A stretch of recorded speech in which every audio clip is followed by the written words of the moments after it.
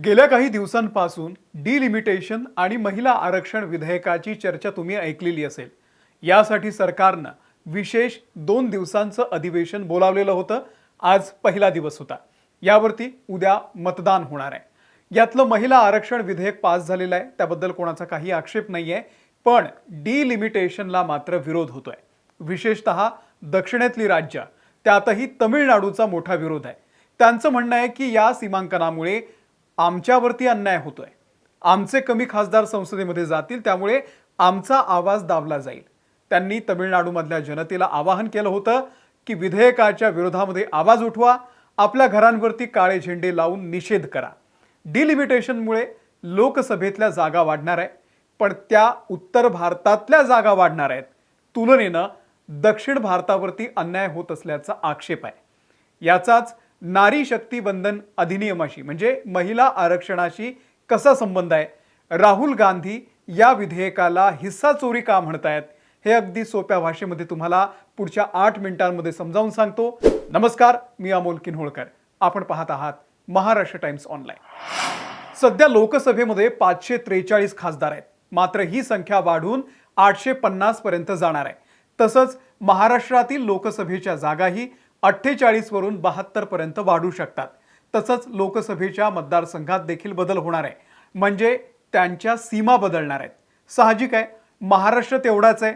आधी 48 खासदार जायचे, ते आता 72 होतील। त्यामुळे मतदारसंघाची पुनर्रचना केली जाणार आहे। वेगवेगळ्या राज्यांमध्ये खासदारांची संख्या त्या प्रमाणात वाढणार आहे, म्हणजे उत्तर प्रदेशमध्ये 80 आहेत, तमिळनाडूमध्ये 39 आहेत, बंगालमध्ये 40 आहेत। तर हे सगळे खासदार आपापल्या मतदारसंघाचं प्रतिनिधित्व करत असतात। त्यातही लोकसंख्येच्या प्रमाणात आता वाढ होणार आहे। सोबतच मतदारसंघाच्या ज्या सीमा आहेत त्या सुद्धा बदलणार आहेत, बाउंड्री चेंज होणार आहे। यालाच डिलिमिटेशन म्हटलं जातं। मराठीत सांगायचं झालं तर त्याला परिसीमन असा एक छान शब्द आहे। आता मतदारसंघाच्या सीमा नेमक्या कशा ठरल्या, तर त्या लोकसंख्येच्या आधारावरती ठरतात, पण लोकसंख्या तर सातत्यानं बदलत असते। त्यासाठी दर 10 वर्षांनी जनगणना करावी लागते।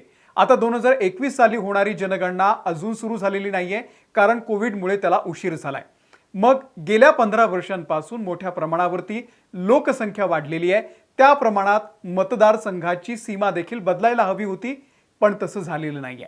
म्हणजे उत्तर प्रदेशमधला एखादा खासदार त्याच्या मतदारसंघातल्या 30 लाख लोकांचं प्रतिनिधित्व करतो, पण महाराष्ट्रातला एखादा खासदार कदाचित फक्त 20 लाख लोकांचं प्रतिनिधित्व करत असेल, आणि तमिळनाडू किंवा केरळमधला खासदार कदाचित 10 ते 15 लाख लोकांचं प्रतिनिधित्व करत असेल। तर ही जी असमानता आहे ती बदलण्यासाठी डिलिमिटेशन केलं जातं, परिसीमन केलं जातं, की एखाद्या खासदारावरती वाढत्या लोकसंख्येचा भार न वाढवता तिथे मतदारसंघ छोटा करून खासदारांची संख्या वाढवली जाईल। बरं, याचा संविधानात देखील उल्लेख आहे। प्रत्येक जनगणनेनंतर मतदारसंघांचं परिसीमन केलं जातं, असं आर्टिकल 85 म्हणतं। तर लोकसभेचंच नाही, विधानसभा क्षेत्रात देखील हाच नियम करावा, असं आर्टिकल 172 म्हणतं। आर्टिकल 330 ते 332 मध्ये SC ST आरक्षणाच्या संदर्भातले नियम लागू करावे असं म्हटलंय। म्हणजे जर जागा वाढल्या तर त्या प्रमाणात आरक्षणात देखील बदल होणार आहे। आता आपण मूळ वाद समजून घेऊया। उत्तर भारतामध्ये लोकसंख्या मोठ्या प्रमाणावरती वाढतीये, तुलनेनं दक्षिण भारतातली लोकसंख्या कमी वाढतीये। त्यामुळे जर लोकसंख्या हा निकष असेल तर उत्तर भारतामध्ये जास्त खासदारांची संख्या वाढेल, म्हणजे दक्षिण भारतातल्या खासदारांची संख्या ही कमी होणार आहे। त्यामुळे त्यांची असुरक्षितता वाढलेली आहे की आमचा आवाज आता संसदेमध्ये दाबला जाईल वगैरे वगैरे। 1971 पासून ही खासदारांची संख्या वाढलेली नाहीये। म्हणजे 1971 साली भारताची लोकसंख्या 55 कोटी होती, तेव्हाही 543 खासदार होते। आज ती 2.5 पटीनं वाढलेली आहे। 2026 मध्ये ही लोकसंख्या 140 कोटींपेक्षा अधिक झालेली आहे, पण तरीही खासदारांची संख्या 543 आहे। गेल्या 55 वर्षात खासदारांची संख्या बदललेली नाहीये, तुलनेनं लोकसंख्या कुठून कुठपर्यंत पोहोचली। आता यात आणखी एक प्रॉब्लेम होता, ते म्हणजे आपलं जे आधीचं संसद भवन होतं त्यात 543 खासदारांपुरतीच जागा होती। आणखी काही खासदार वाढवले असते तर दाटी वाटीनं बसावं लागलं असतं। आता जे नवीन संसद भवन बनवलंय त्यात खासदारांची संख्या वाढवली तरी सर्वांना जागा मिळेल अशी व्यवस्था केलेली आहे. आता जे विधेयक संसदेमध्ये सादर होतंय ते नवीन जनगणनेनुसार होणार आहे. 2021 साली ही जनगणना होणं अपेक्षित होतं, पण काही कारणानं ती झाली नाही.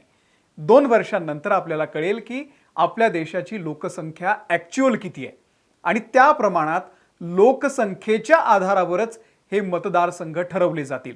साधारणतः हा आकडा 850च्या आसपास असण्याची शक्यता वर्तवली जाते. एकूण जी लोकसंख्या असेल त्याला भागेला 850 असं करून जी संख्या येईल त्या लोकसंख्येच्या प्रमाणात मतदारसंघाच्या सीमा निश्चित केल्या जातील.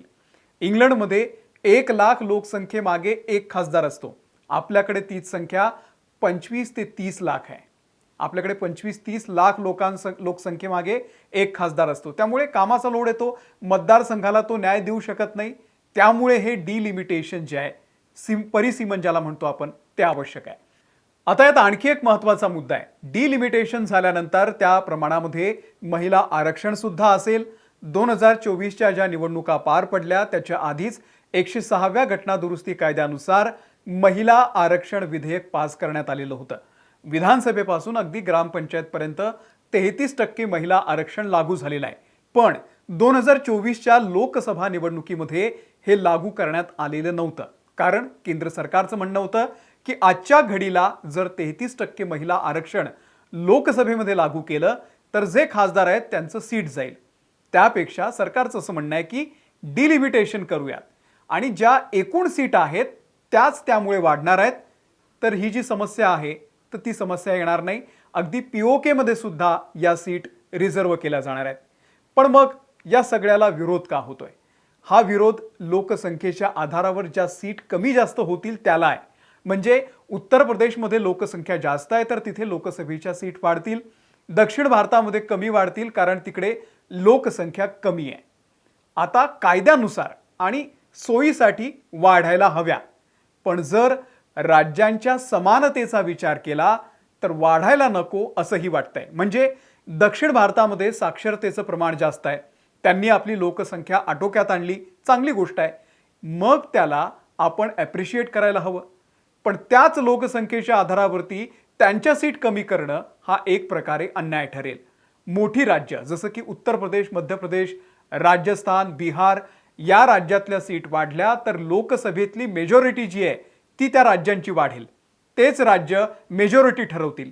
मग दक्षिणेतल्या राज्यांचं महत्त्व आपोआप कमी होईल. भाषिक असमतोल वाढेल.